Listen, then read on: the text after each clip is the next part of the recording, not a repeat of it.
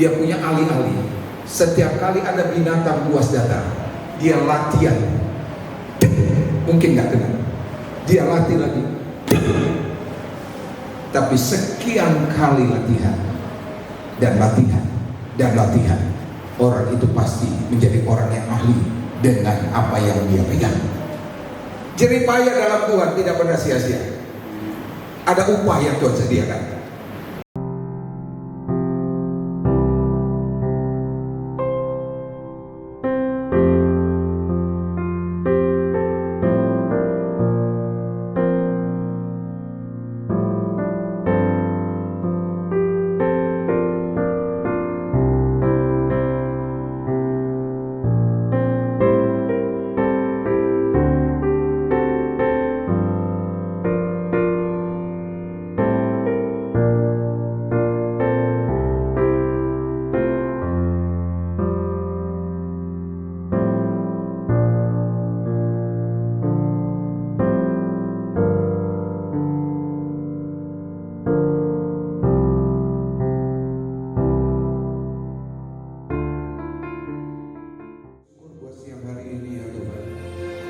Kami tahu kalau kami ada sebagaimana kami ada hari ini, itu semata-mata karena kasih karunia Tuhan.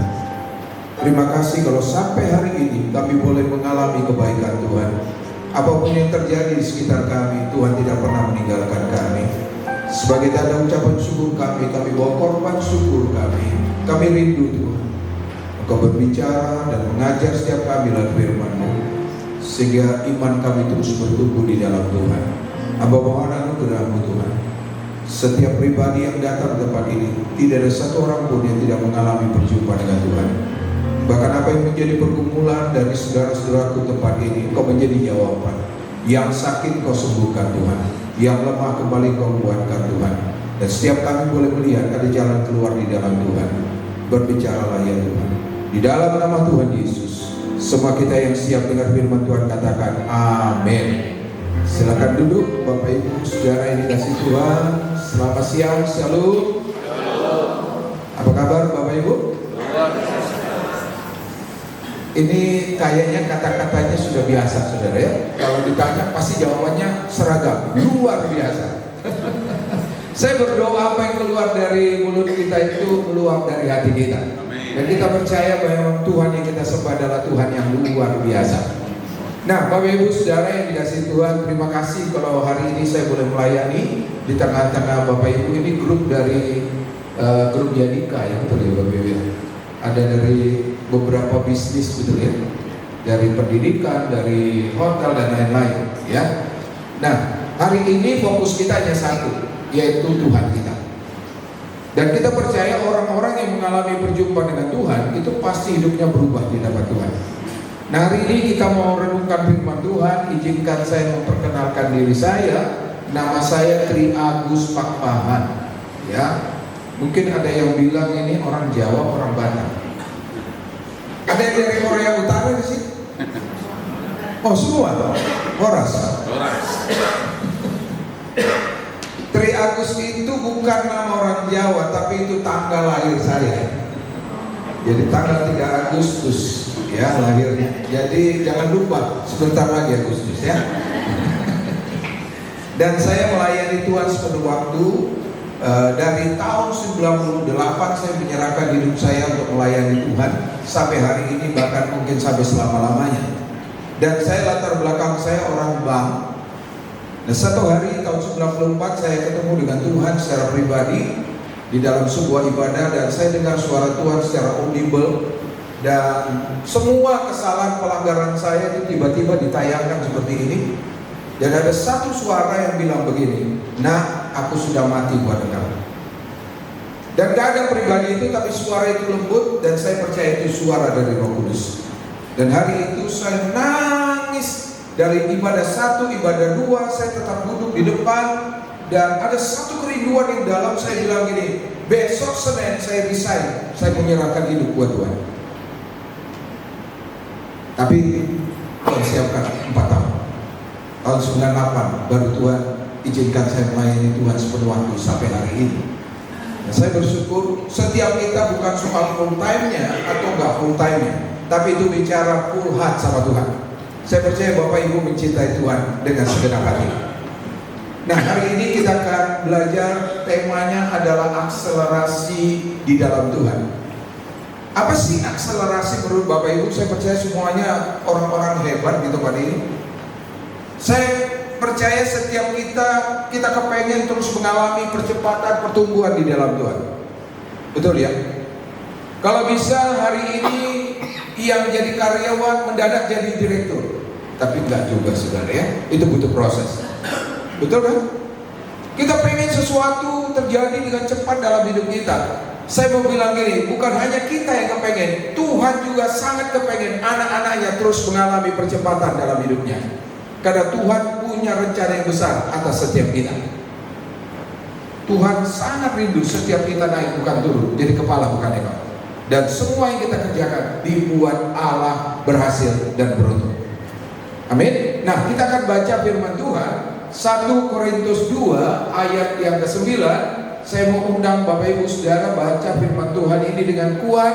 2, 3. Tetapi seperti ada tertulis, apa yang tidak pernah dilihat oleh mata dan tidak pernah didengar oleh telinga dan yang tidak pernah timbul dalam hati manusia, semua yang disediakan Allah untuk mereka yang mengasihi Dia. Kita baca lagi 2 Tawarin 16 ayat yang ke-9. 2, 3. Karena mata Tuhan menjelajah seluruh bumi untuk melimpahkan kekuatannya kepada mereka yang bersungguh hati terhadap Dia. Dalam hal ini engkau terlalu bodoh, oleh sebab itu mulai sekarang ini engkau akan mengalami peperangan. Ini sebenarnya ayat ini disampaikan kepada Raja Asa. Tapi mari perhatikan di sini 1 Korintus 2 ayat 9 bilang ini, apa yang tidak pernah dilihat oleh mata dan tidak pernah didengar oleh telinga dan yang tidak pernah timbul dalam hati, semua disediakan Allah untuk mereka yang mengasihi Dia. Bapak Ibu Saudara pernah nggak mengalami surprise dalam hidup? Pernah? Apa perasaannya? Hah? Bahagia, happy, dan bilang ini, wow, keren banget. Padahal saya sudah lupakan itu, tapi tiba-tiba Tuhan kasih itu dalam hidup kita. Dan memang Tuhan suka kasih surprise sama kita. Dia kepengen setiap anak-anaknya penuh dengan sukacita. Dan saya berdoa kita semua yang ada di ruang ini selalu mengalami kejutan demi kejutan dari Tuhan. Dunia boleh berubah, tapi kasih karunia Tuhan tidak pernah berubah. Firman Tuhan ini harusnya terjadi atas hidup kita. Tapi tergantung bagaimana respon hati kita, bagaimana sikap hati kita. Bapak Ibu pernah nggak keluar kota? Ini salah satu kebiasaan kita kalau keluar kota atau keluar negeri. Salah satu kebiasaannya apa kira-kira? Belanja, betul? Setelah itu belanja yang dibeli siapa? Bukan hanya buat keluarga, betul nggak? Si A, si B, si C lompat ke Z, betul? Kenapa? Si D, si E, si F nggak dibeliin? Kenapa cuma si A, si B, si C, lalu si Z? Karena orang ini itu menyenangkan hati kita. Tuhan itu kepengen memberkati semua anak-anaknya, tapi Dia sedang melihat hati dari setiap anak-anaknya. Dan saya berdoa kita didapati orang yang berkenan di hati Tuhan. Amin. Yang selalu menyenangkan hati Tuhan. Sebagai orang-orang begini akan mengalami akselerasi di dalam Tuhan. Itu harus mulai dari kita, dari dalam. Baru nanti buahnya akan kita nikmati. Ada satu cerita di dalam Alkitab, kita lewati aja Pak. Bapak Ibu pasti pernah lihat tokoh ini. Siapa ini Bapak Ibu? Kira-kira? Yang ngalahin Goliat siapa? Daud. Pernah baca cerita ini? Di 1 Samuel 16, 1 Samuel 17, Kisah Para Rasul 13.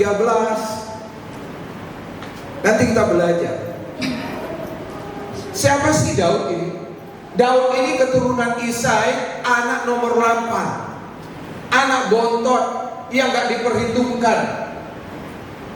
Kakak-kakaknya semua tentara, tinggi besar, sementara Daud kecil, imut-imut, makanya gak diperhatikan. Nanti kita lihat beberapa hal. Lihat di sini, Daud karena gak diperhatikan, tugasnya hanya mengembalakan 2-3 ekor, karena gak masuk hitungan. Karena zaman itu profesi orang yang paling keren adalah prajurit, bukan ngangon domba. Tapi papanya Isai suruh dia jadi gembala. Berapa ekor? Ribuan? Cuman 2-3 ekor. Kira-kira boleh saya tahu di sini Bapak Ibu guru boleh angkat tangan? Oh enggak ada. Kira-kira kalau satu ruangan muridnya cuma 2 orang, tetap sebanyak? Oh, aduh, luar biasa.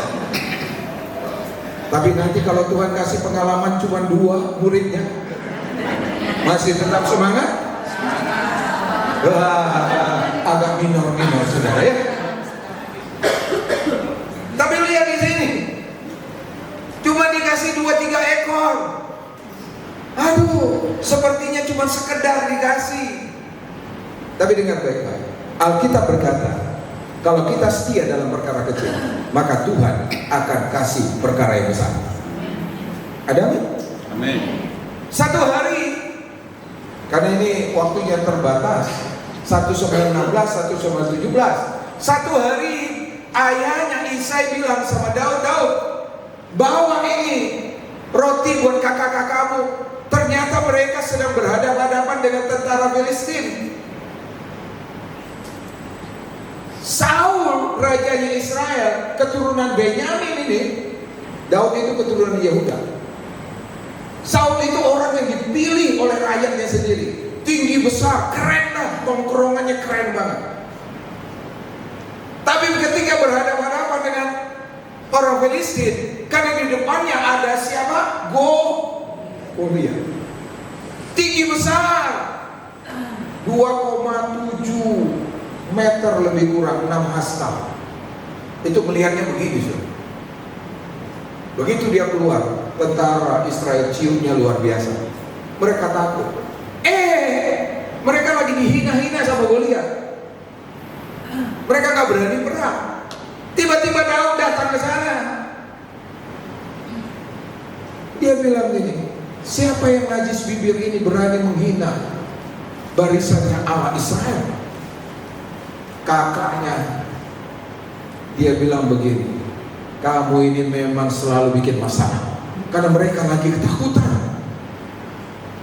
Beda ya. Itu gembala cuma megang 2-3 ekor. Yang ini udah terampil perang nih, tapi ngadapi Goliat ciut. Lalu Daud bilang gini, ngomong-ngomong nih, ini Daud ini sebenarnya dia punya sense bisnis yang luar biasa. Karena dia tanya begitu, kalau ada yang bisa ngalahin dia, kira-kira apa keuntungan buat saya?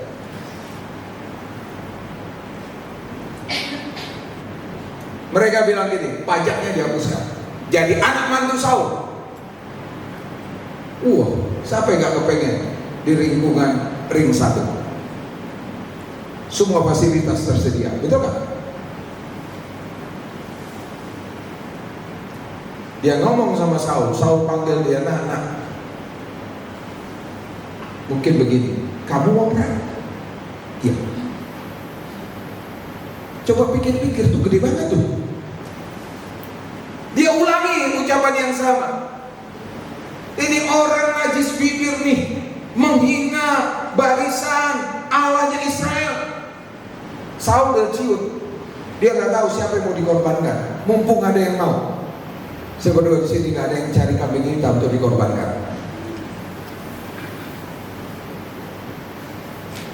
Dia dikasih bajunya Saul.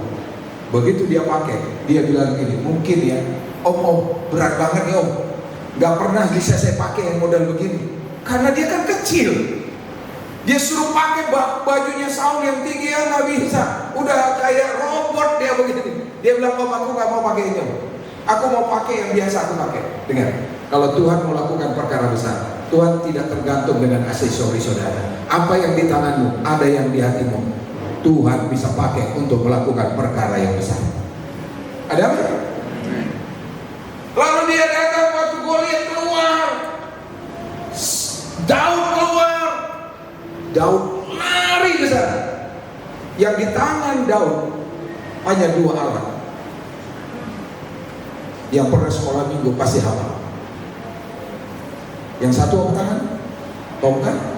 Yang satu aling-aling dan 5 batu yang licin.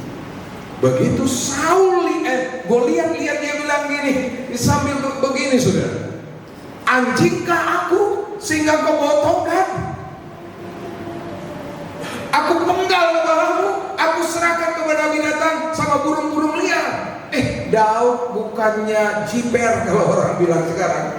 Dia bilang ini, kepalamu yang kupegang.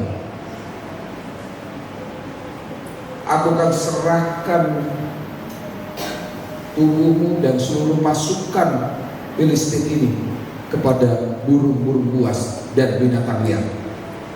Wah, kira-kira kalau kita ini tentara Israel di belakangnya, kira-kira apa yang kita pikirkan? Pasti ada yang nyinyir, betul? Ini anak kemarin sore gak pernah latihan perang, ngomongnya gede banget.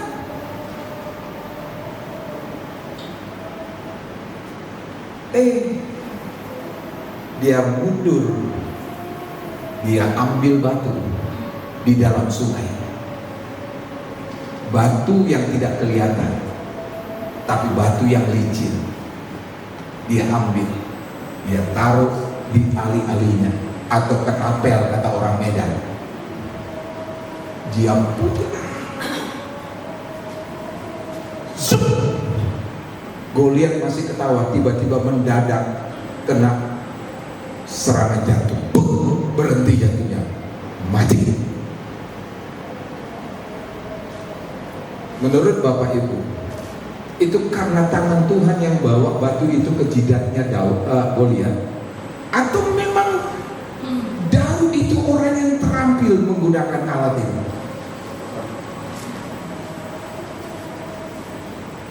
Ada yang bilang karena tangan Tuhan, ada malaikat Tuhan di sana. Saya tidak terlalu setuju ini. Perhatikan nanti cerita lengkapnya. Dia mengembalakan 2-3 ekor domba. Ketika ada singa beruang datang, terkam dombanya, dia buka mulutnya dan dia hajar. Betul kan? Saya percaya dia punya alih-alih. Setiap kali ada binatang buas datang, dia latihan. Mungkin gak kena, dia latih lagi. Tapi sekian kali latihan dan latihan dan latihan, orang itu pasti menjadi orang yang ahli dengan apa yang dia pegang. Setuju Bapak Ibu? Tidak ada keberhasilan yang instan. Itu butuh konsisten sampai kita ahli di sana. Itu dia lari, dia panggal kepalanya Goliat. Wow. Sebelumnya Daud itu diurapi ganti Saul karena Roh Allah sudah mundur dari Saul. Kira-kira nih kalau diurapi berarti dia harusnya dilatih jadi raja. Tapi kenyataannya dia cuma tukang bawa pedangnya Saul. Kalau saudara di posisi Daud, kira-kira nih, ayo jujur, perasaannya apa Bapak Ibu? Kan pelantikan sudah ada, udah diurapi sama Samuel loh, SK-nya udah ada. Tapi nggak pernah dikasih kedudukan. Tetap clerical terus. Tukang ketik terus. Pada SK-nya mungkin naik jadi manajer. SK-nya naik mungkin jadi general manager, tapi tetap di sana.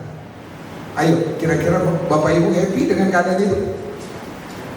Pasti enggak. Tapi perhatikan, Daud tidak terganggu dengan yang seperti itu. Karena dia menyadari segala sesuatu pasti indah pada waktunya Tuhan. Kalau kita bisa, itu bukan karena kita, itu semua karena Tuhan. Ada mimpi ya? Dan sampai akhir dia dilantik menjadi raja atas seluruh Israel. Karena zaman itu Israel terbagi dua, dan dia menjadi raja atas seluruh Israel. Dari orang yang tidak diperhatikan, hanya dikasih 2-3 ekor domba. Waktu mau diurapi oleh Samuel, Daud pun tidak diingat oleh Isai. Orang yang terpinggirkan, yang tidak pernah diperhatikan.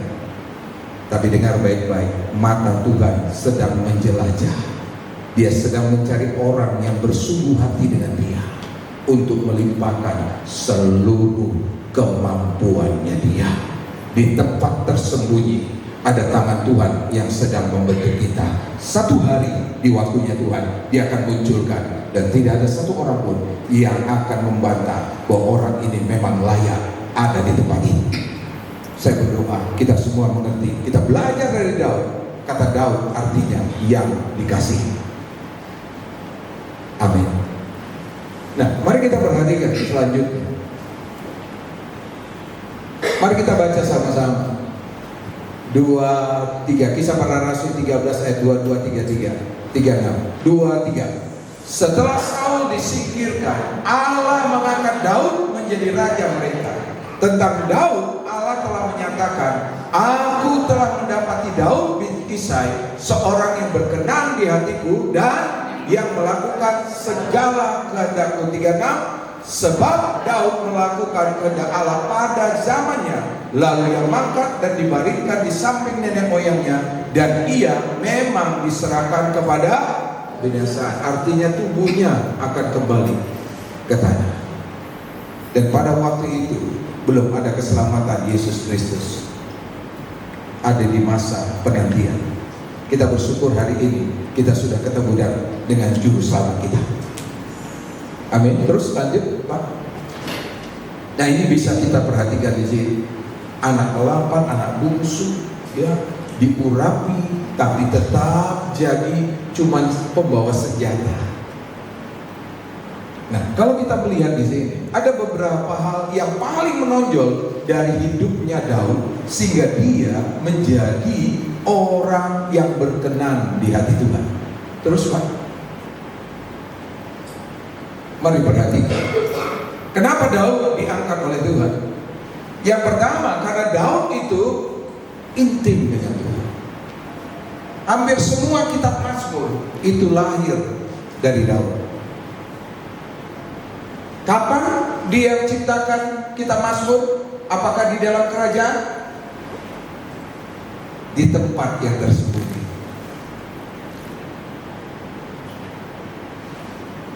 Fokusnya adalah Tuhan. Dia sangat mencintai Tuhan. Di tengah-tengah cuma 2-3 ekor domba, dia mencari wajah Tuhan. Bapak Ibu, mungkin ada di antara kita yang sedang menunggu jawaban doa. Kita sedang bilang ini, Tuhan kapan? Umurku jalan terus. Ini sudah mau mendekati garis finish, mungkin pensiun. Rasanya dunia ini gelap di depan. Daud tidak pernah berpikir seperti itu. Apakah aku punya masa depan atau enggak ya? Cuma 2-3 ekor domba ini. Dia nggak pernah pikirin. Dia tahu mau 2 kek, mau 3 kek, mau jadi tukang cuci kek, mau jadi tukang parkir kek, dia tahu itu anugerah dari Tuhan. Ada nih. Kalau Tuhan izinkan kita lewat bawah, Tuhan bisa angkat kita. Tapi tergantung respon kita. Ada amin. Satu hari Daud naikkan pujian,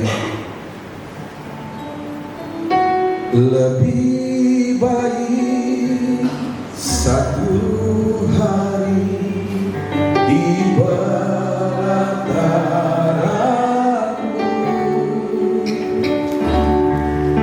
daripada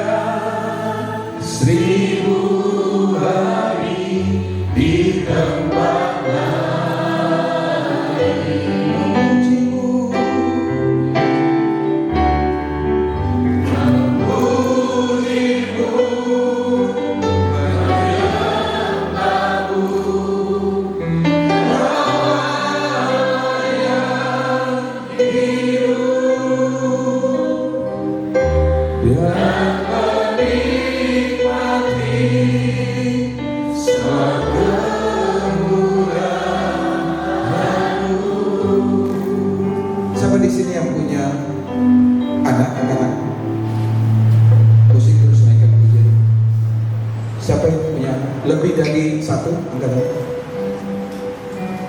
Jujur ya, saudara punya anak yang satu. Kalau ketemu saudara, cuman ngomong gini, "Ma, beliin gadget dong. Ma, jajan dong. Ma, jalan-jalan dong, nih lagi liburan nih."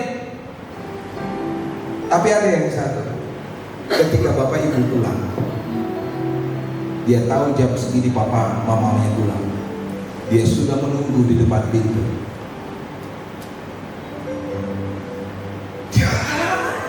Daddy, Mami.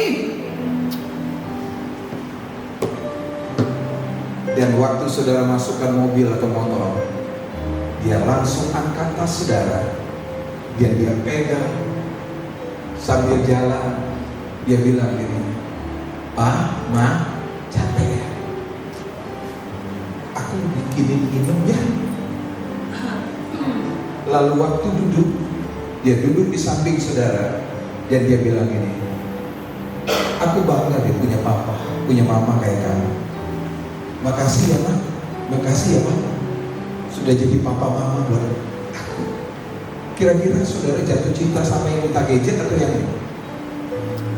Walaupun dua-dua anak saudara, mana yang ada paling di hati saudara, yang mana?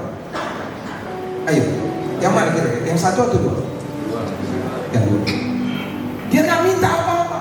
Saya percaya anak yang kedua ini, begitu saudara dapat gajian, saudara pikirin pengen beliin itu. Dia tahu HP-nya udah mulai rusak-rusak, dia nggak pernah minta. Tapi papa mamanya bilang ini, hatinya berbunga-bunga, umurnya jadi panjang, jadi sehat, semangat. Begitu dapat bonus dari kantor, dia akan belikan buat anaknya, gak diminta. Sebelum kau minta, bapak bilang, "Aku tahu kok." Tapi tergantung bagaimana hubungan kita dengan Tuhan. Seringkali kita jadikan Tuhan hanya bendahara buat kita. Seringkali kita jadikan Tuhan jadi tes food. Siapa tahu keracunan, jadi saya doa dulu supaya gak keracunan. Seringkali kita jadikan dia forader untuk kawal kita, padahal dia adalah Allah. Dia kurios, penguasa tunggal dalam hidup kita. Perbaiki sikap kita di depan Tuhan. Tuhan mengubah dari dalam. Begitu yang di dalam berubah, maka dia siap untuk memberkati kita. Yang Tuhan ubah dari dalam, terjadi akselerasi secara rohani dalam dirinya Daud. Wow, makanya dibilang, "Aku mendapat di dalam orang yang berkenan di hatiku." Gak peduli dia cuma tukang ngangon dong, gak peduli. Kalau Tuhan bilang satu hari engkau jadi raja, gak ada yang bisa veto SK yang datang dari Tuhan. Jangan patah semangat, jangan tawar hati, jangan lihat kondisimu sekarang, tapi perbaiki hubunganmu dengan Tuhan. Dan kau lihat janji Tuhan, engkau akan naik bukan turun, engkau akan jadi kepala bukan ekor. Apa saja kau kerjakan dibuat Allah berhasil. Boleh kita kasih tepuk tangan buat Allah kita. Ada amin sekarang? Saya waktu kerja di bank, hanya satu pikiran saya, dapat uang banyak. Lembur kalau boleh sebanyak-banyaknya, supaya dapat uang lembur. Tapi tetap gak naik-naik. Satu hari saya bilang, saya ketemu dengan Tuhan secara pribadi, audible tahun 98. Itu mengubah hidup saya. Dan ada firman yang muncul, Kolose 3:24. Kalau kau bekerja, bekerjalah seperti untuk Tuhan, bukan seperti untuk manusia. Karena dari Tuhanlah engkau akan mendapatkan upah. Dunia boleh menahan SK, tapi surga yang akan memutuskan SK itu harus jadi atau tidak. Yang ngerti katakan amin. Dan tiba-tiba ketika saya mengalami perubahan, saya mulai membangun hubungan dengan Tuhan.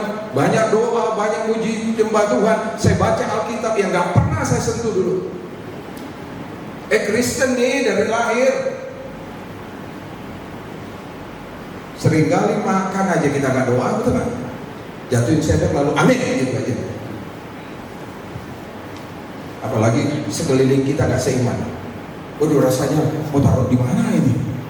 Kita takut menyatakan iman kita. Saya berdoa di sini, nggak ada yang takut menyatakan imannya.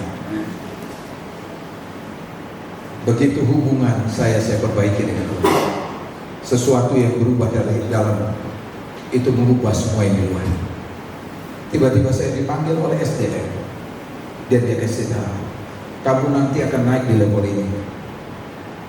Dalam 1 tahun 3 kali SK pengangkatan saya. Di titik yang tertinggi buat saya, tiba-tiba Tuhan bilang, selesai, ikut aku sepenuh hati.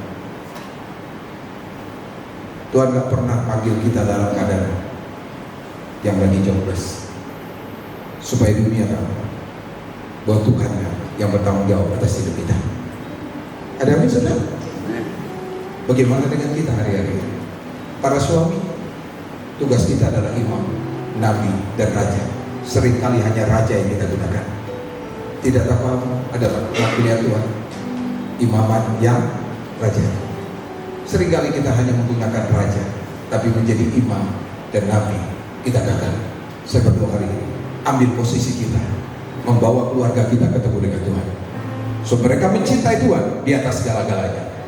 Mereka boleh punya pendidikan besar, tinggi, tapi kalau mereka gagal dengan iman mereka, satu hari mereka pasti gagal di hadapan Tuhan. Kita mau keturunan kita, demi keturunan kita adalah orang benar, perkasa di bumi, dan mereka masuk surga. Amin. Amin. Intim dengan Tuhan. Kedua, turunin, punya integritas. Kenapa Daud saya bilang orang yang punya integritas? Sekalipun gak dilihat, dia tetap jaga domba papanya.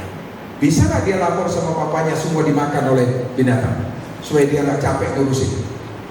Bisa gak? Kita sebagai guru bisa gak kita bilang, memang anaknya begitu sih, biarin aja lah, bukan anak gua. Biarin aja. Bisa gak? Bisa. Bapak Ibu, saya sebagai hamba Tuhan, kita itu ada kelompok pemerintah. Kita kepengen anak-anak muda ini. Kita tahu sekarang begitu banyak yang mengalami anxiety, mental health, nyilek. Betul? Siapa yang mau kasih perhatian sama mereka? Papa mamanya gagal. Kita anak-anak Tuhan dititipkan Tuhan. Biarlah kita berikan hati kita, berdoa minimal buat mereka, supaya hidup mereka berubah. Ada amin. Punya integritas, setia, jujur, tulus, sabar. Wow. Dia diurapi umur 17 tahun, tapi sampai dia jadi raja atas Israel sekitar 37 tahun. Butuh waktu yang panjang. Tapi saya mau bilang ini, bukan soal lama atau cepat, tapi soal kita sedang berjalan di dalam tugas tanggung jawab kita atau tidak. Percayalah, kerja keras tidak akan pernah mengkhianati hasil.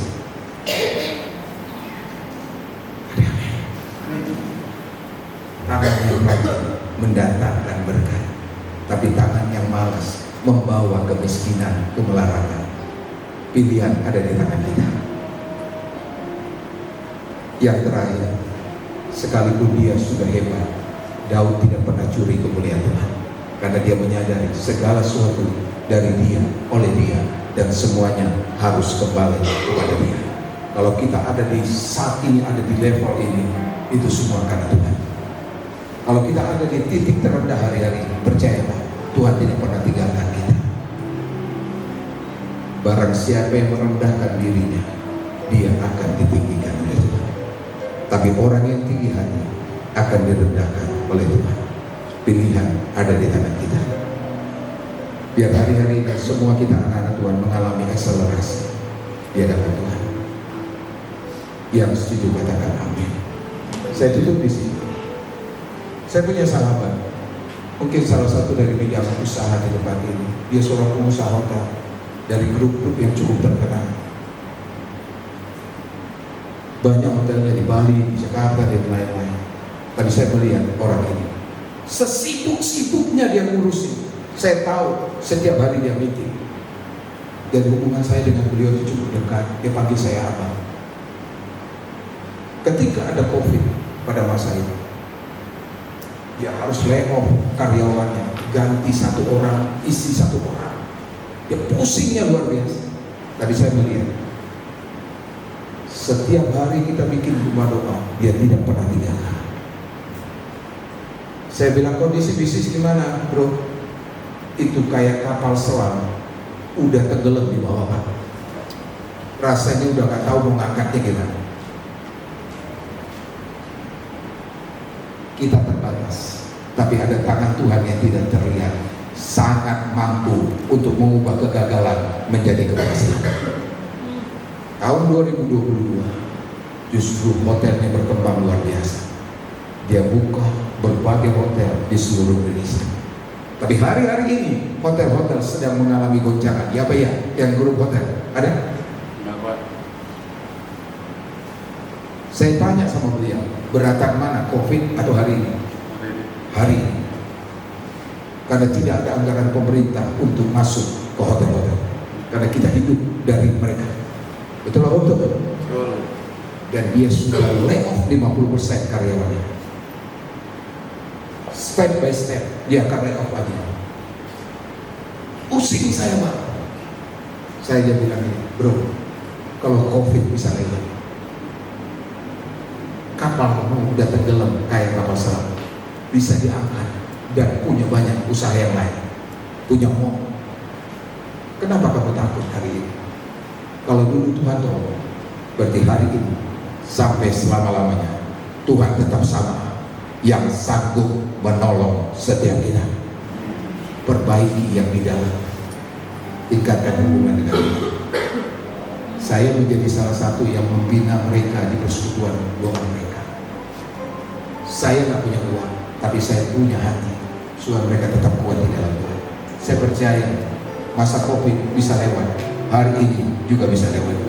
Nggak tahu caranya gimana, berdoalah buat pemerintah supaya keputusan-keputusan itu adalah pro kepada rakyat, supaya Indonesia terus diberkati oleh Tuhan. Ada amin. Tetap kuat di dalam Tuhan. COVID bisa lewat hari ini sampai selama-lamanya, tetap bisa lewat. Mari kami berdiri. Ku terhubung denganmu,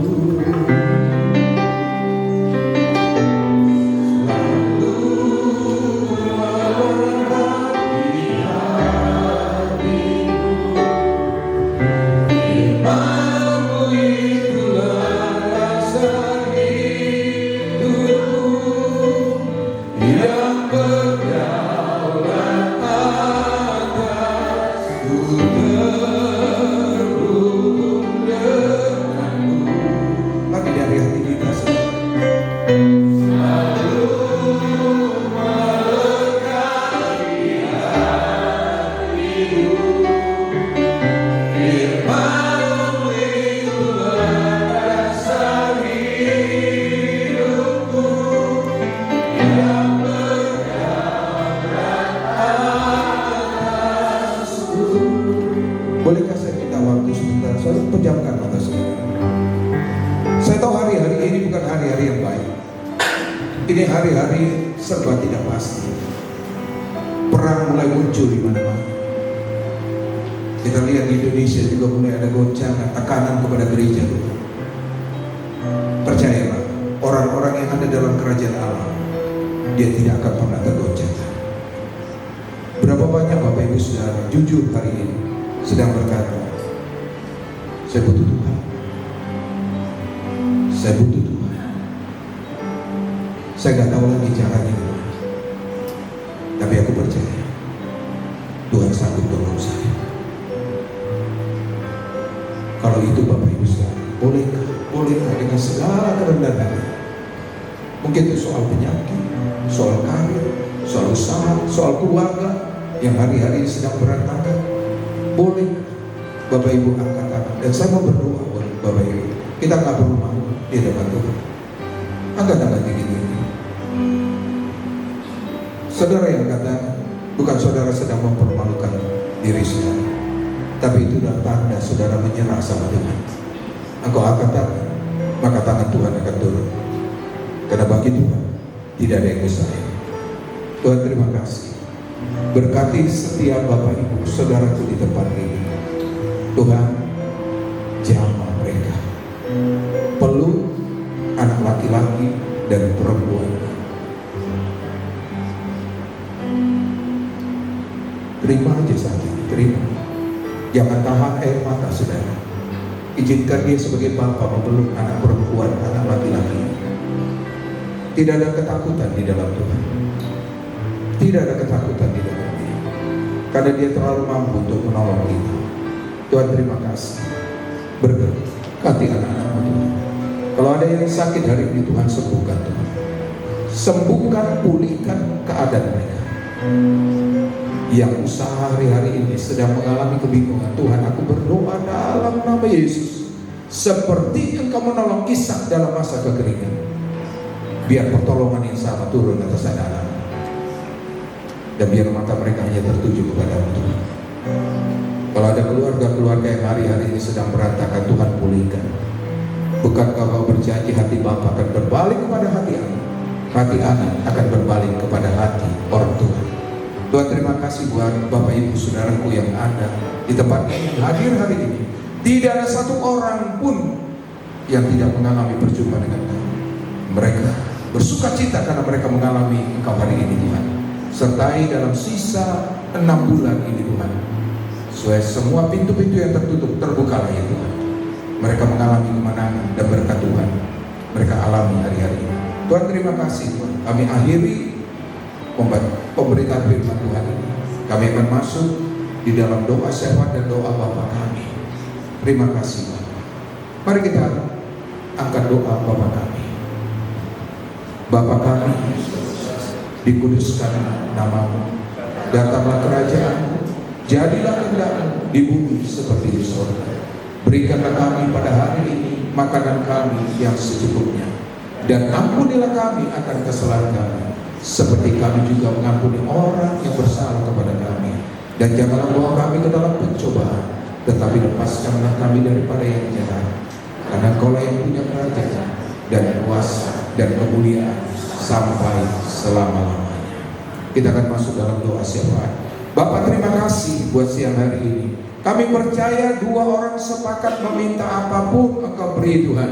Kami satukan iman kami bawa pokok-pokok doa ini ke dalam tangan-Mu. Kami bawa pemilik usaha Panca Putra Ganda Group, keluarga besar Ibu Luceria Siagian ke dalam tangan Tuhan.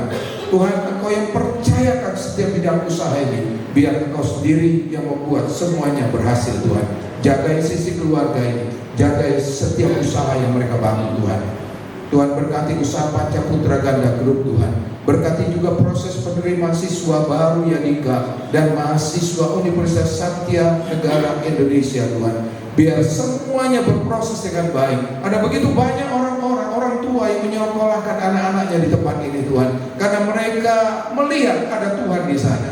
Ada kebenaran yang diajarkan di sana. Ada orang-orang yang punya integritas, guru-guru yang hatinya mencintai setiap murid-murid Tuhan. Terima kasih Bapak yang baik. Tuhan berkati semua karyawan-karyawati Panca Putra Ganda Group dan semua keluarga yang ada ya Tuhan.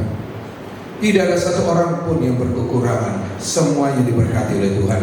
Keluarga demi keluarga diberkati dengan damai sejahtera, dengan kebahagiaan seperti gelombang laut, seperti sungai yang tidak pernah kering. Kami juga bersyukur kami ada di Indonesia Tuhan, karena kami tahu bangsa ini ada di hati Tuhan. Bahkan kami selidiki di Alkitab, bangsa yang jauh yang didiami Kedar Rebael, yaitu keturunan Ismail. Kami percaya keturunan dari Ismail ada begitu banyak di negeri ini Tuhan, dan bangsa ini akan diselamatkan. Tuhan terima kasih buat Indonesia. Berkati Indonesia, biarlah damai sejahtera Tuhan, keamanan ada di negeri ini Tuhan. Berkati kepala negara kami, presiden dan wakil presiden, biar hikmat dan takut akan Tuhan, dan semua jajaran menteri yang ada, TNI, Polri, Badan Intelijen, semua lembaga legislatif, yudikatif, eksekutif, Tuhan berkati mereka, biar mereka boleh menjalankan tugas tanggung jawab mereka dengan penuh tanggung jawab dan takut akan Engkau ya Tuhan. Kami percaya Indonesia akan menjadi negara yang maju, berlimpah-limpah diberkati oleh Tuhan. Tuhan terima kasih. Terima kasih. Aba berdoa juga ya Tuhan, buat saudara-saudaraku yang sakit, ulurkan tanganmu. Firman-Mu berkata Tuhan, oleh karena kuasa bilur-bilur-Mu yang sakit sudah disembuhkan. Terima kasih Bapak, terima kasih. Berkati saudara-saudara kami yang berulang tahun di bulan ini ya Tuhan. Berkati ya Tuhan, biar umur panjang ada di tangan mereka, kekayaan dan kebahagiaan ada di tangan kiri mereka. Apa saja yang mereka kerjakan, Tuhan buat berhasil dan beruntung Tuhan. Terima kasih. Kami bersyukur buat hari ini, meteraikan firman-Mu, biar apa yang kami dengar hari ini menjadi benih yang hidup, membuat iman kami terus bertumbuh di dalam Tuhan. Berkati semua anak, berkati seluruh grup yang ada di Yalika ini Tuhan. Biar grup ini boleh memuliakan nama Tuhan. Terima kasih Bapa, dalam nama Yesus.